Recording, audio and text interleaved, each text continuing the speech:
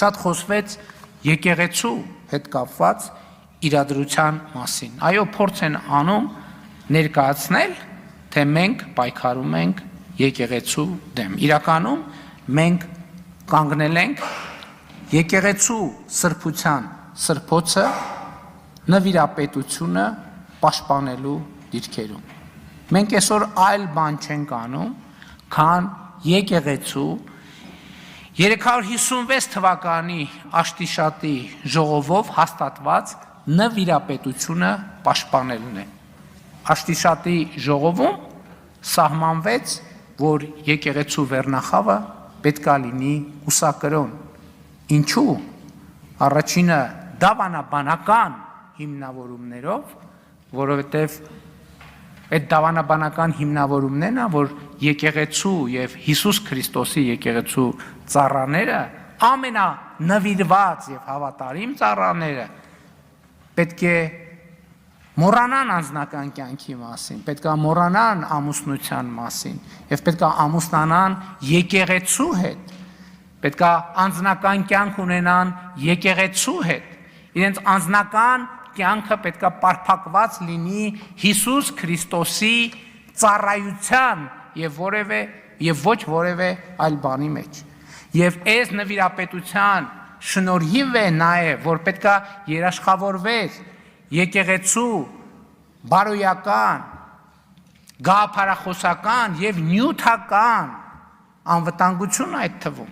որովհետև այս որոշման տրամաբանության մեջ նաև այն էր, որ եկեղեցու ունեցվածքի նկատմամբ ուղղակի կամ անուղղակի ժառանգական իրավունքներ չծագեն,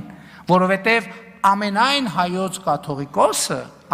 հայոց կաթողիկոսը հայ առաքելական եկեղեցու գույքի տերն է երկրի վրա, տերն է երկրի վրա, եթե հայ առաքելական եկեղեցու կաթողիկոսը ունի ժառանգներ, այստեղ անխուսափելիորեն ծագում է ժառանգական իրավունքը, կուսակրոնության, նվիրապետության ուխտը, նվիրապետությունը նաև նրա համար է սահմանվել, որ անձնավորված որոշումներ չլինեն եւ դրա եթե ես հատուկ կարդացի կուսակրոնության ուխտագիրը, որտեղ մարդը անձնական բոլոր բաներից, բոլոր այսպես արտոնություններից կամավոր զրկվում է։ Իսկ այսօր մենք հակառակ պատկերն ունենք։ Մոմի գործի բանը 1000 ներողություն ես բառիս համար, մոմի գործի նայողը կաթողիկոսի աղբոր տղան է, կաթողիկոսի չէ, կտրիչ Ներսիսյանի։ Ամենամեծ թեմի առաջնորդը կտրիչ Ներսիսյանի եղբայրն է։ Այն մյուս թեմի առաջնորդը իրա քրոջ որդին է։ Եվ այլն եւ այսպես շարունակ։ Հայ առաքելական եկեղեցին բռնազավթված է մի կլանի կողմից։ Եվ մենք ոչ թե եկեղեցու դեմ ենք պայքարում, մենք պայքարում ենք եկեղեցու արժեքների եւ նվիրապետության համար։ Եվ ես էլի եմ ասում, ես դրան այսօր եւ այս նվիրապետության կառուցվածքն է, որ կուսակրոն քահանաները ղեկավարում են եւ հոգեվոր եւ բարոյական գերիշխող դիրք ունեն ամուսնացյալ քահանաների նկատմամբ։ Բայց մարդիկ, որ չեն կարող մի ամիս առանց ինչպես կնոջ ապրել, իրանք ինչ իրավունքով են ղեկավարում ամուսնացյալ քահանաներին, ովքեր իրենց ուխտը չեն խախտել, ովքեր Աստծու առաջ եւ հանրության առաջ ազնիվ են եւ իրենց ծառայության մեջ առաքինի։ Ով է օրինակ կտրիչ Ներսիսյանին իրավունք տվել հրահանգ տալ ամուսնացյալ քահանային։ Ոնց կարա կուսակրոնության ուխտը խախտած եւ չեմ ուզում ամբյոնից էլ այդ բառը պաշարը օգտագործել, ասենք Սամվել Առաքելյան կոչվող ոմը մեկը Ոնց կարա ամուսնացյալ եկեղեցի քահանաներին Խաչատրյան ներողություն, Սամվել Խաչատրյան, ամուսնացյալ քահանաներին հրաման տա եւ նրանց նկատմամբ գերակա դիրք զբաղեցնի։ Ոնց կարա։ Դա անարգանք է բոլոր ամուսնացյալ քահանաների նկատմամբ։ Որտեւ ինչ ասես, որտեղ ասես անում են, մի հատ էլ գալիս են այդ բանի դիրքերից, որպես մարդիկ, ովքեր ամուսնացած են եկեղեցու հետ, գալիս են բարոյական եւ ոչ միայն իրավական բան են կիրառում։ Իշխանություն են կիրառում այդ փաստի բերումով, հասկանում եք, այդ փաստի բերումով։ Մի հատ էլ ոնց կար կաթողիկ ասում են կաթողիկոսի անձնական կյանքը։ Հասկանում եք։ Կաթողիկոսի անձնական կյանքը։ Մարդիկ, ով որ խոսում են այս իրավիճակի պաշտպանության մասին, նրանք քար առ քար քանդում են հայ առաքելական եկեղեցին, նրա նվիրապետությունը, նրա պատմությունը, նրա ավանդույթը, նրա արժեքը քանդում են, քանդել են, հիմա վերջին ավերակներն են ուզում տան, եւ մենք դա թույլ չենք տալու։ Ես ասում եմ ինքս որպես մարդ, ով ունի հոգեվոր զգացմունքներ։ Այսպիսի արտահայտություն միջամտություն եկեղեցու ներքին գործերին։ Հասկանում եք։ Սա ամեն ինչի մասին ասում է։ Հայ առաքելական եկեղեցու հետևորդները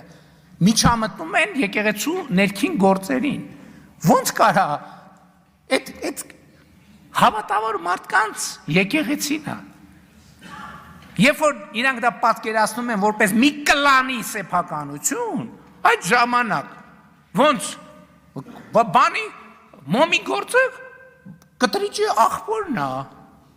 Այն բանի գործը, ասենք ենթադրենք, ով ձեռնադրվի, չձեռնադրվի,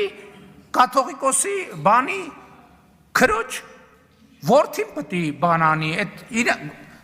ենթադրենք այն մյուս հարցը, այսինքն ինչ դուք պղծել եք եկեղեցին, եկեղեցին դարձրել եք մի հատ բան,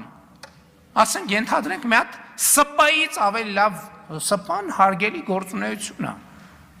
ավազակների տեղ եք սարքել, ինչպես Հիսուս Քրիստոսը ասում է նոր կտակարանում, հաջորդը այս նոր խոսույթը, այսինքն նոր չէ, հին խոսույթը, տենց անում են, որովհետև թուրքերն են տենց ուզել, տենց անում են, որովհետև ադրբեջանցին։ Այս մեր իրականության ամենախոշոր եւ ամենապրոբլեմատիկ կոմպլեքսն է։ Գիտեք, այդ խոսույթը այն ժամանակ էլ մենք էլ ենք տրվում այդ խոսույթին։ Լավ եկեք բանակի մասին չխոսենք, որովհետև դե թուրքերն ու ադրբեջանցիները լսում են։ Վայ դրա մասին դե դա գաղտնիք է։ Եկեք թուրքի ջրաղացին ջուր չլցնենք։ Եվ այլն, եւ Այս մի հատ ուրիշ շատ կարևոր բան կա։ Ես երբ որ խոսում էի հայրենասիրության կայսերական մոդելի մասին, ես վերջերս մի հատ ուրիշ բան եմ հասկացել, որ մենք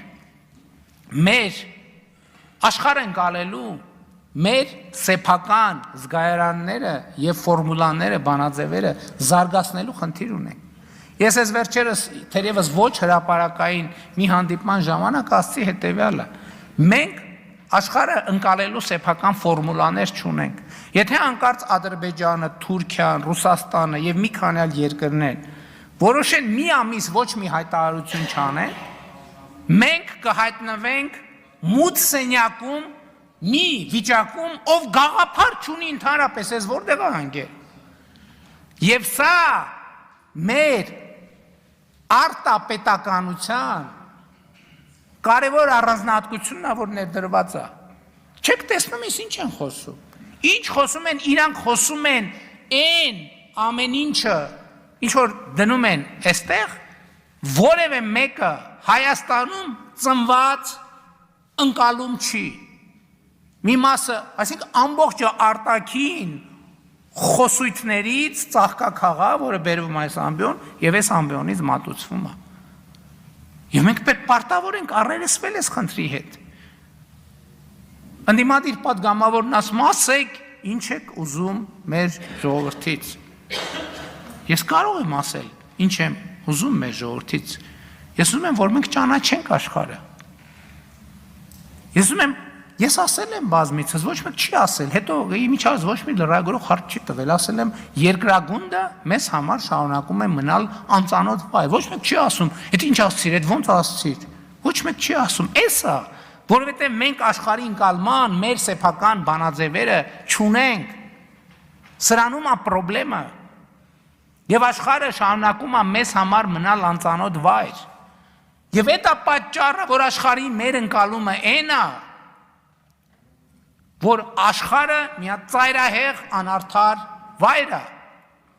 Իսկ կարող է պարզապես մենք չենք ճանաչում աշխարհը։ Մենք չգիտենք աշխարհը, չգիտենք այնտեղ ապրելու կանոնները։ Որովհետև եթե դու երթևեկության կանոնները չգիտես եւ անընդհատ վրաերթի ես ենթարկվում, այդ փողոցը քեզ համար ամենաանարդար վայրն է, դու չես հասկանում ինչ են քո վրայով անընդհատ մեքենա քշում։ Եվ ասում ես, այս ինչ անարդար տեղ եմ ես ընկել, Աստված, ուր ես նայում Աստված, ով երթևեկության անարդարություն, թող որ ես թքեմ քո բաց ճակատին, որովհետև դու չգիտես, որ դու հայտնվել ես մի տեղ, որտեղ որոշակի կանոններ կան, անցում կա, հոծգիծ կա, լուսացույց կա, եւ պետք է իմանալ այդ կանոնները վրաերթի չենթարկվելու համար։ Մենք ուզում ենք, որ մենք ճանաչենք աշխարհը։ Էլի երկու բան կար ասելու, բայց թերևս դրանց կանդրադառնամ իմ Facebook-յան էջում։ Որովհետև այդ անդրադարձերը չեմ կարծում, թե արժանի են ազգային ժողովի ամբիոնից հնչեցնելու։ Շնորհակալ եմ։ Շնորհակալություն մեծարգո պարոն վարչապետ, հարգելի գործ